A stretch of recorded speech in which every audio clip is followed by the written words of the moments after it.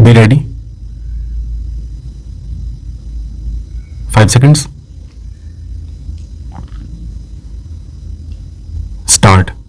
Honorable Speaker, I rise today to bring attention to an issue of immense significance that directly impacts the lives of millions of government employees across this country, the need for the establishment of the 8th Pay Commission.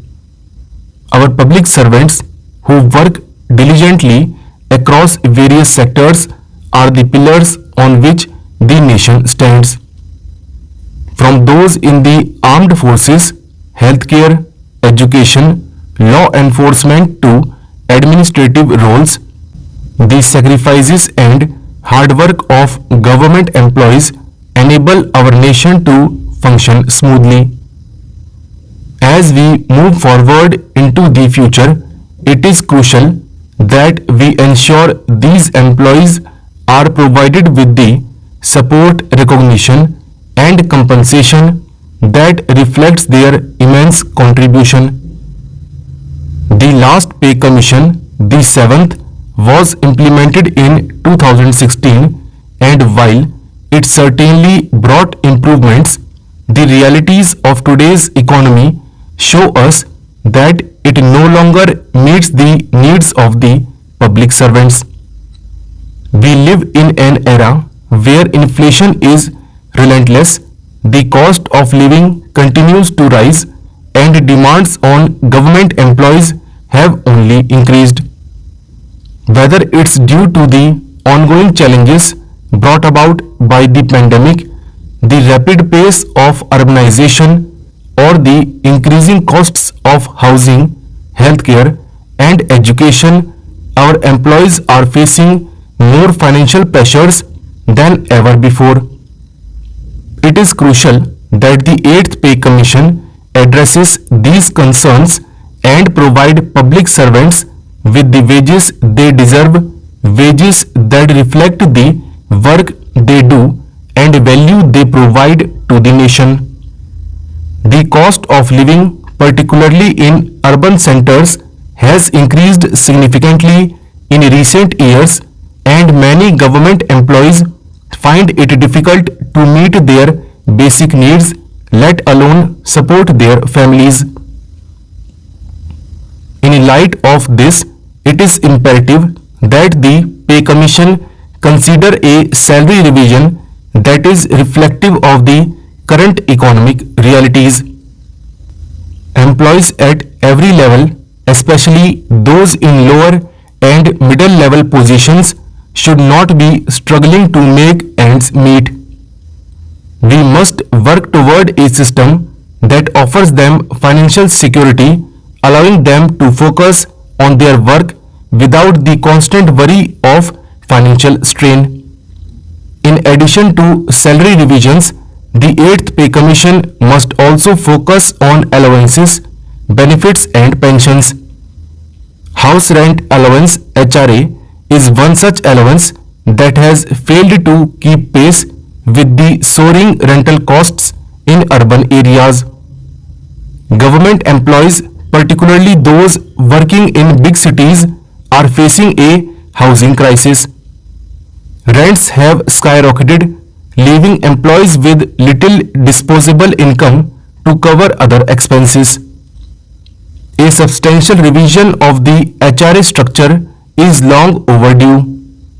Moreover, medical allowances and travel benefits should also be revisited to ensure employees have adequate access to healthcare services and are fairly compensated for work-related travel. Another crucial aspect that must be considered by the Pay Commission is the pension system for retired government employees. Our pensioners have spent decades in service to the nation, and it is only fair that their post-retirement years be free from financial worries. Unfortunately, many of our retirees continue to face the brunt of inflation, with pensions not being adjusted regularly to match rising costs. This has resulted in many pensioners struggling to maintain a comfortable lifestyle. A revision of the pension system is essential to ensure that those who have dedicated their careers to the nation are well taken care of after retirement. Furthermore, the 8th Pay Commission must also account for the impact of technological changes and modern working conditions. Government employees now face the additional challenge of adapting to rapid technological advancements. Whether it is digitization, e-governance, or the introduction of artificial intelligence, our workforce needs to be equipped with the right skills and tools to meet these challenges. The 8th Pay Commission should take into account the need for ongoing training and professional development, ensuring that government employees are ready to tackle the demands of a modernized administration. It is also critical that the 8th Pay Commission addresses the gender disparity in the pay structure. While significant progress has been made in many areas, women in the government workforce still face challenges in terms of equal pay for equal work, opportunities for career growth, and work-life balance. We must ensure that women government employees are given equal opportunities and fair compensation, thereby contributing to a more inclusive and equitable workplace. Moreover, it is essential that the Pay Commission takes into account the regional variations in the cost of living. Government employees working in remote or rural areas often face unique challenges, including limited access to basic amenities, higher transportation costs, and lack of healthcare services.